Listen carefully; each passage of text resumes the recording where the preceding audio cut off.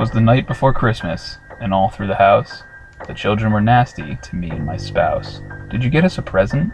asked Tommy, our son. "No, we didn't," I said, "'cause the dishes weren't done." "Well, that's really stupid," spat Jane to her mum. "Don't worry," said Tommy, "Santa will come." As they stuck out their tongues, my wife sent them to bed, while visions of Xboxes danced in their heads.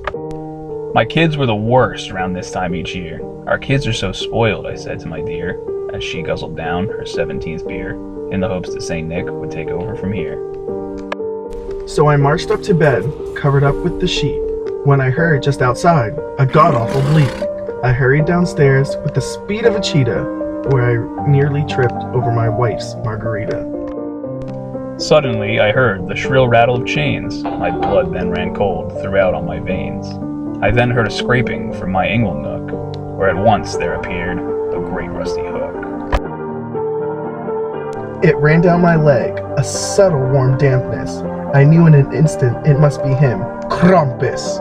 I shuddered and shivered. My wife now passed out, so I caught my breath and cried out with a shout. She stirred and I yelled, "Get up, you drunk fool!" Up the chimney he slithered, his fur black as coal. His horns were immense, and his tongue like a snake's. His cloak was quite dense, his eyes black with red flakes. The creature was huge, and it towered o'er our tree. He hoisted it up and broke it across his knee. A thin branch of birch clenched in his sharp teeth, a ghostly thick fog round his head like a wreath. And in my terror a sound came from the stair. It was Tommy and Jane, to see, was Santa there? The mighty beast howled and drew chains from his pack. He lassoed my children and growled, a post-Christmas snack. At once he withdrew from his thick matted locks, a demonic possession of a jack-in-the-box. In a fiery blaze it blew up with a crack. Up the chimney he went with my yowling brats. As he left with my kids, he was one with the night, and with a cruel scowl the beast roared with delight.